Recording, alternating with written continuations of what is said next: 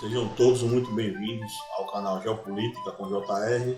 Eu sou o professor Ricardo. Esse canal trata de política e geopolítica nacional e internacional, assim como também traremos aqui assuntos e temas das áreas de geografia, história, filosofia e sociologia, de toda a área de humanas, para que a gente possa estar aqui aumentando os nossos conhecimentos. Sejam todos muito bem-vindos.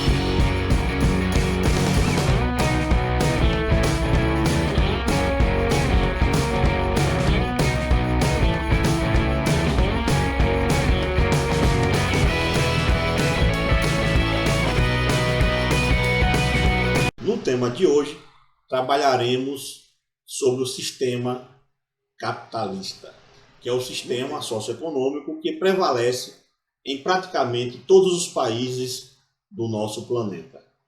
Para nós entendermos melhor o que é um sistema socioeconômico, iremos abordar aqui inicialmente, nessa aula de hoje, sobre os vários outros sistemas que existiram ao longo da história humana.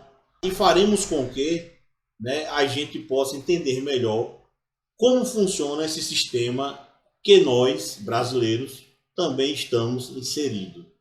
Então, a gente vai abordar todos os outros sistemas socioeconômicos conhecidos, que são eles, o sistema primitivo, também conhecido e chamado por outros de sistema comunitário, o sistema asiático, o sistema escravista, o sistema feudal, o sistema capitalista e o sistema socialista.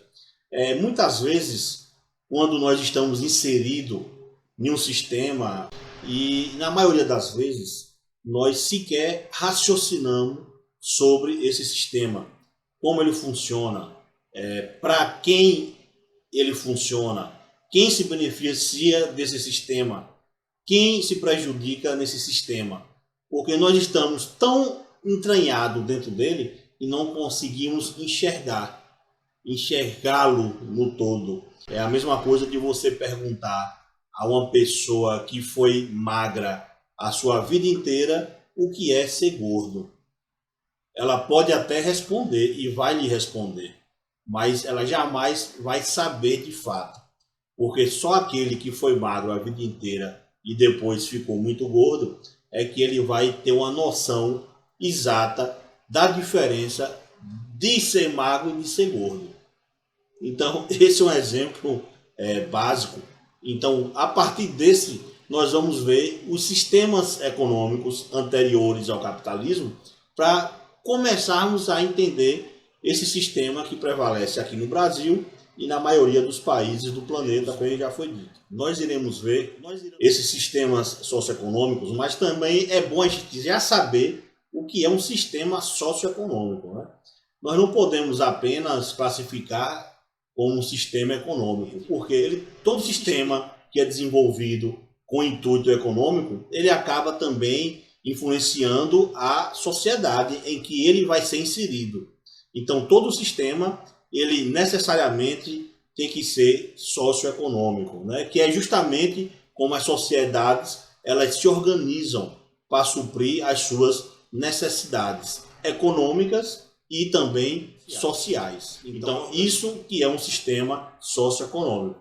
É como a sociedade se organiza para suprir as suas necessidades econômicas e sociais. Não existe um sistema econômico que não atinja toda a sociedade e o social.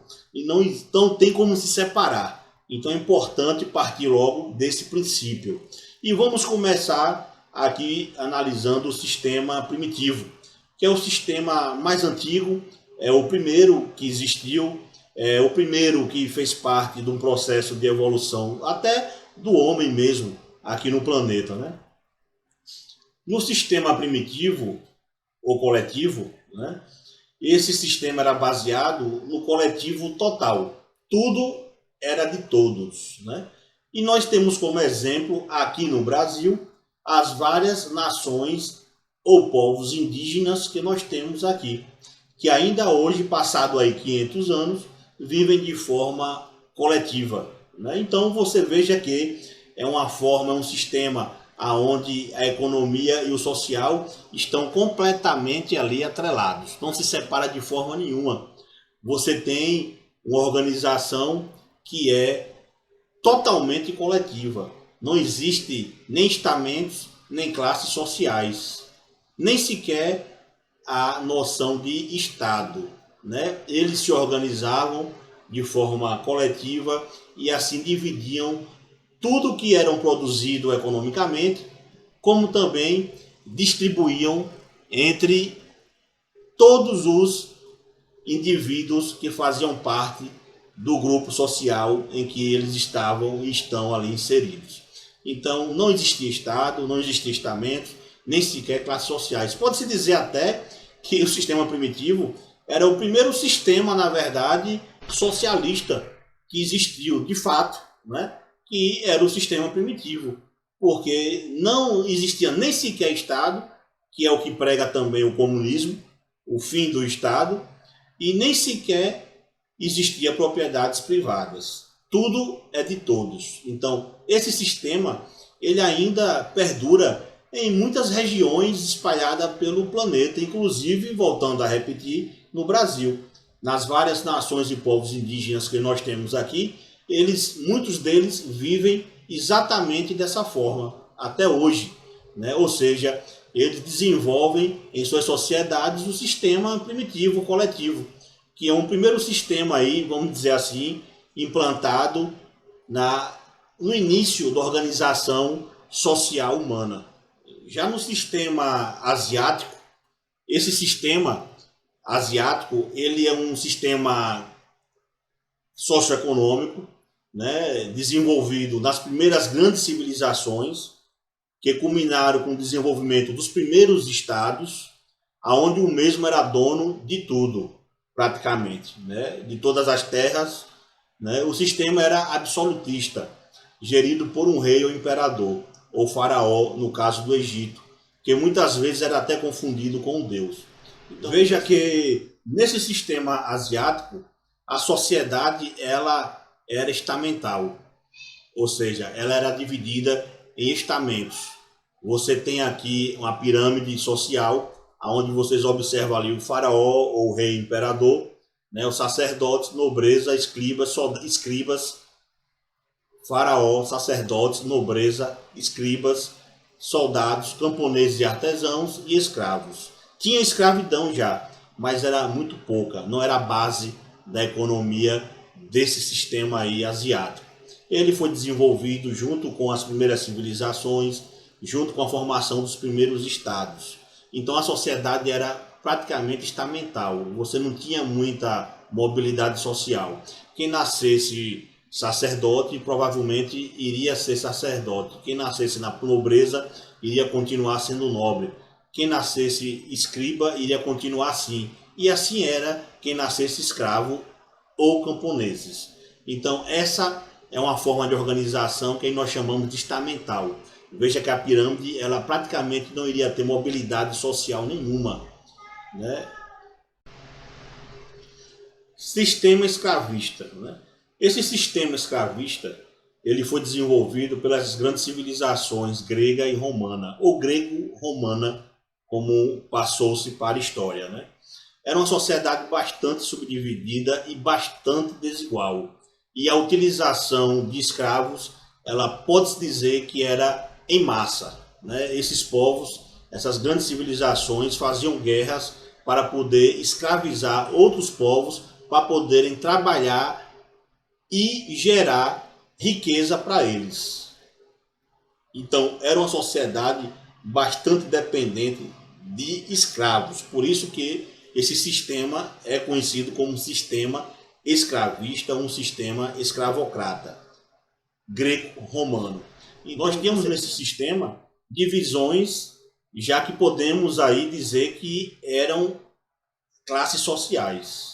Apesar de que a mobilidade também era muito pouca, quase inexistente. Quem nascesse escravo provavelmente iria morrer como escravo, né? Mas você tinha os libertos também, ex-escravos, você tinha os clientes plebeus e patrícios. Isso aqui é só um exemplo da sociedade romana.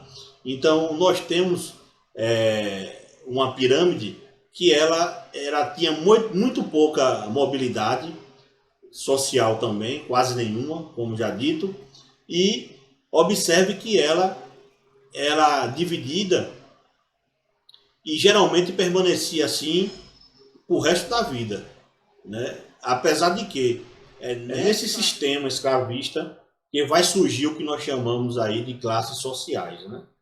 Ela deixa de ser um pouco mais estamental porque já passa a ter uma certa mobilidade. Muito pouco, é verdade, mas já passa a ter uma certa, né, vamos dizer assim, mobilidade social. Então, aqui nós temos um exemplozinho simples do sistema que prevalecia lá em Roma, né, no sistema romano, onde você tem lá os patrícios, né, que é a elite política e econômica de lá da Roma antiga. Você tem os plebeus, que é o povo, os clientes, os libertos, os escravos. Né. Você veja que até os escravos podiam, aqui nesse sistema, comprar a sua própria liberdade, né? E tinha outras formas também de deixar de serem escravos. Mas o que importa é que o sistema ele era muito dependente da escravidão. Então os romanos e os gregos, principalmente os romanos, eles escravizaram milhões de povos para poderem trabalhar, enriquecerem a custas de muito suor e muito sangue e muita morte de escravos que eram justamente outros povos, enquanto, né, o objetivo era enriquecerem. Então esse sistema aqui começa aí a ter uma grande divisão já social. Com a queda do Império Romano, houve ali uma ruralização, né? As pessoas passaram a viver mais no interior. O sistema escravocrata ou escravista greco-romano, ele colapsa. E aí surge um novo sistema que é chamado de sistema feudal, onde as pessoas viviam ali em pequenos feudos, né? Onde você tinha ali o senhor feudal, que geralmente era o dono das terras, e tinha as pessoas que iriam trabalhar para ele, que eram os camponeses e os servos, e você não tem aí, aliás, a presença de escravos nenhum. E observe que aqui some a presença da figura do escravo. Então veja que no sistema feudalista, né, que muitos escracham, veja que era um sistema que não tinha escravos, né? A sociedade aqui nessa época praticamente não tinha tanta riqueza, mas também miséria de fome, não morria-se assim. A não ser, claro, quando tinha aquelas pragas, epidemia, seca, todas essas catástrofes naturais. Porque você conseguia uma terra fácil e você passava a ser vassalo de algum senhor que era vassalo de outro, que era vassalo de outro, até chegar ao rei. Então veja que a própria divisão aqui social, observe que essas pirâmides aqui do sistema feudal são pirâmides simples, né? São pirâmides aí onde você tem aqui clero, nobreza, camponeses e servos. E uma outra pirâmide aqui melhorzinha, né? Você tem o Papa, que era o principal líder ali da Europa, principalmente, lógico. E aí você tinha os reis, que prestavam clemência ao Papa. Você tinha os nobres, né, e os lordes, que eram os senhores, os ricos, donos de terras, que eram os braços direitos dos reis. E aí você tinha os cavaleiros, praticamente os soldados, né, e embaixo os camponeses. E observe que não tem a figura nenhuma aí da escravidão. Então o sistema feudal perdurou aí durante muito tempo até entrar em colapso. Quando as cidades voltaram a crescer e se desenvolver e o comércio passou-se a se ampliar novamente, aí é que vai dar espaço para o surgimento do que nós chamamos e o que nós vivemos e o sistema que prevalece em todo o planeta hoje, que é o sistema capitalista. Então, com o colapso do sistema feudal, do modelo socioeconômico feudal, ele vai dar espaço aí para o surgimento do capitalismo, né? E a base para a formação, consolidação e continuidade do sistema capitalista é justamente a divisão da sociedade em classes.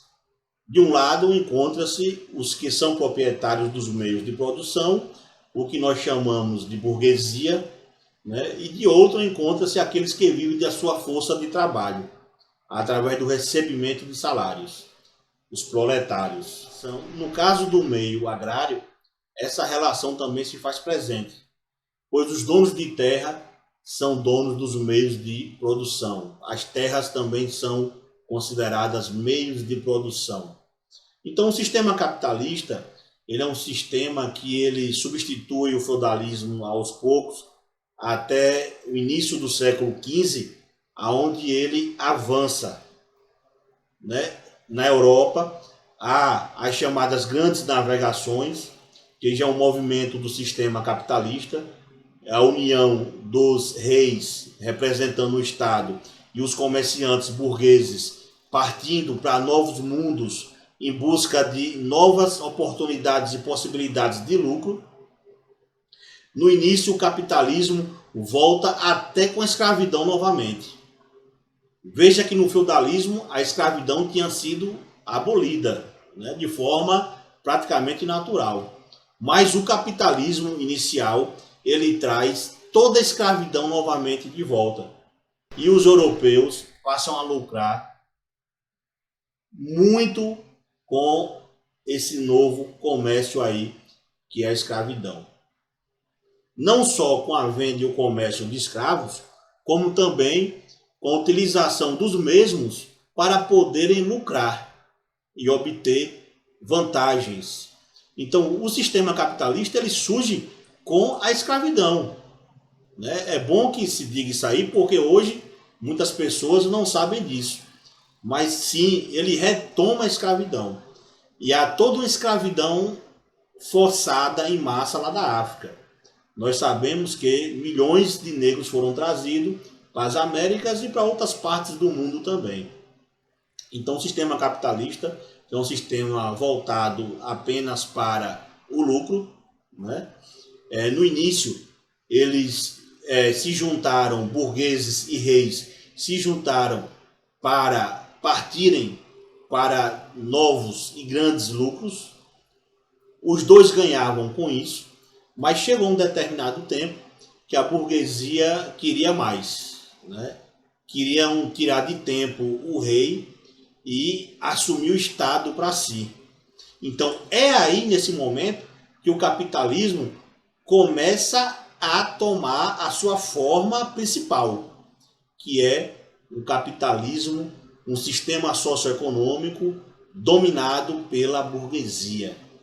E nesse momento que começou-se lá com a chamada Revolução Francesa, que podemos dizer-se também que foi uma revolução burguesa, aonde se decapitou o rei, e a partir daí os burgueses tomaram o poder, criando novas instituições do Estado, né, assumindo o poder dentro do Estado e passando a dominá-lo para gerir a sua imagem e semelhança. Ou seja, para que o Estado organize a sociedade, organize a economia para o lucro, para o acúmulo de capital, bens, de dinheiro. Então, assim fizeram os burgueses, né? Tomaram o Estado para si e criaram a sua imagem e semelhança. Então, o sistema capitalista, ele é um sistema sim burguês, desde a nascença. Ele nasceu com os nobres e com os burgueses. depois os burgueses tomaram o poder, em alguns casos até decapitando os reis. Tomaram o poder para si e criaram, consolidaram esse sistema mais ainda, né? Criando outras instituições de Estado, modernizando mais ainda o Estado e se consolidando no poder. E assim é e permanece até hoje. Quando se analisa uma pirâmide social, né, de uma sociedade qualquer, de país qualquer capitalista, o que vai importar é o que a pessoa ganha, quanto ela ganha. Porque para o sistema burguês, vale o que se tem. Então não importa se você é professor, se você é fazendeiro, se você é um pequeno microempresário, o que importa é quanto você ganha. E a sociedade ela é dividida de acordo com a renda, com o que você tem, com o que você ganha. Então é assim é feito e analisado a sociedade no sistema capitalista. Simplesmente baseando-se no quanto ganha, quanto se lucra, quanto se tem. E aí, dependendo do que você ganha, você pode ser classe A, classe B, classe C, classe D, classe E, né? Ser pobre, miserável, né? Ser rico, ser classe média, mas tudo tem um princípio, que é o dinheiro, que é o capital. Então, mesmo supondo que você seja professor, mas vamos dizer que o professor herdou uma fortuna do pai, depois, por motivos outros, escolheu ser professor, mas só o que ele ganha do que os pais deixaram o coloca sossegado na classe A.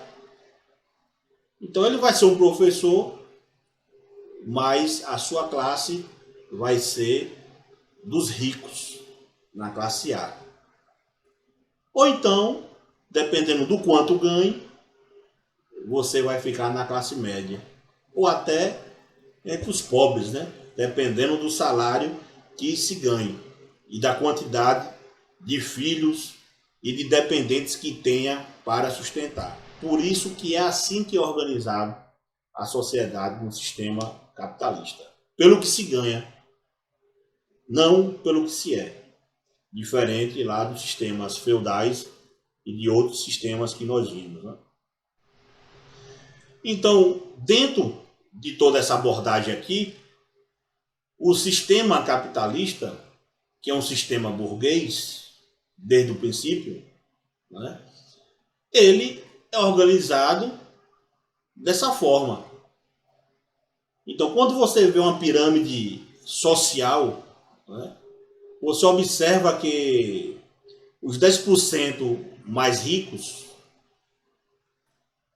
eles têm 50% da renda de um determinado país aqui hipotético. 40% é classe média. 50% dos mais pobres têm apenas 10% da renda. Ou seja, os ricos, os poucos ricos, os 10% mais ricos, têm 50% da renda de toda a sociedade. Esses dados aqui é antigo do Brasil, mas eu coloquei aqui só para a gente ver, de 99, que a situação piorou, a verdade é essa, né? Temos aqui esses dois aqui do lado esquerdo, as duas pirâmides do lado esquerdo, em 2002 e em 2010. Observe-se que a classe A e B, que é elite, ela tinha uma renda familiar em 2010 acima de R$ 4.591 por pessoa. Por pessoa. Então, se você tem 4 pessoas na família, você multiplica isso por 4. Para você fazer parte, se sentir que faz parte dessa classe A ou B. A classe média C, ela ampliou de 52%, saiu de 44% para 52%. A classe A saiu de 13% para 15,5%. A classe média aumentou. A classe D, ela também teve um aumento, porque a renda familiar aumentou. E a classe E, que é a classe mais pobre, ela diminuiu. O que representa esse período aqui, por coincidência, representa o período aí dos governos do PT, né? Onde o ex-presidente Lula implantou programas sociais como Bolsa Família, né? Luz para Todos, chegando em todos os rincões aí do Brasil, universidades várias que foram criadas aí, aumentos do salário mínimo acima da inflação. Então, tudo isso contribuiu para que houvesse uma mexida na pirâmide social do Brasil. E a prova está aqui, né? Se ampliou a classe média, ampliou a classe D e houve uma diminuição da classe E, dos mais pobres, ou seja, houve uma diminuição da pobreza. Só para a gente observar aqui, né, que no sistema capitalista a mobilidade social ela existe, sim. Ela existe, é difícil, como nos outros também. Agora ela existe. Vai depender de quê? Vai depender de políticas públicas. Vai depender do político que você coloque lá. Se ele está preocupado com isso ou não, né? Ou apenas trabalhar em prol da parte de cima da pirâmide. Então é isso que está em jogo nas eleições, quando a gente volta no sistema democrático dentro do sistema capitalista. Se o político, é isso que nós temos que observar, se o político ele vai trabalhar apenas para a classe A, que é no topo da pirâmide, ou para todas as outras, né?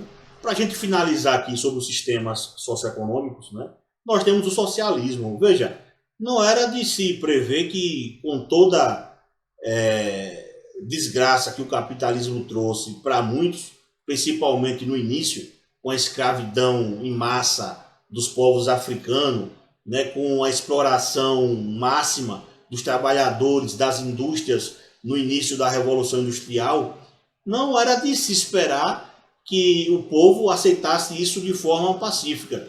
E daí surgiram vários e diversos movimentos. Movimentos anarquistas, comunistas, socialistas, mas o que ganhou e emplacou ainda em alguns países foi o sistema que nós chamamos de sistema socialista. E principalmente o socialismo chamado assim científico, que era o socialismo de Marx, porque existem também outros socialismos, né, mais leves, vamos dizer assim, né? Alguns não excluem nem o capitalismo, apenas pregam a melhora do próprio sistema capitalista. Então o socialismo ele surge daí, né, dessa desordem provocada pelo capitalismo, né, onde apenas a burguesia, a elite estava ali lucrando e muito. E a maioria do povo vivendo na miséria, quando não na escravidão total. Então o sistema socialista não é tema de nossa aula, mas só para vocês também terem uma noção. Ele não nasceu do nada, não nasceu do caos. Ele nasceu do próprio sistema capitalista.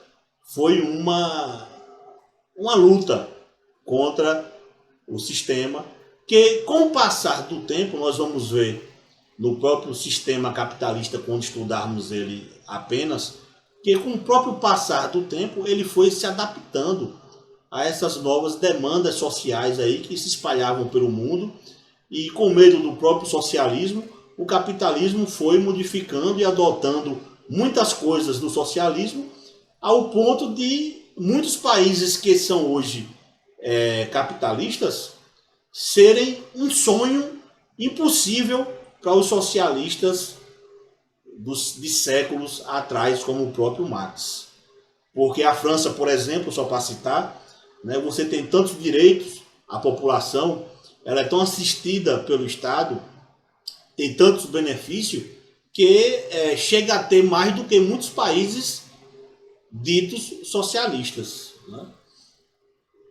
Assim como outros também, como o sistema de saúde público da Inglaterra, né, como os altos salários que se paga na Europa ao trabalhador, seja ele qual for. Então o sistema ele surgiu do caos provocado pelo capitalismo no início, e o próprio capitalismo depois foi se reformando, se melhorando e hoje predomina, como eu falei no início, em todos os países do globo, do planeta. A maioria hoje absoluta adota o sistema capitalista assim, de produção e organizam suas sociedades baseado nesse sistema. Lembrando que é um sistema burguês. Só para a gente encerrar por hoje. E até mais.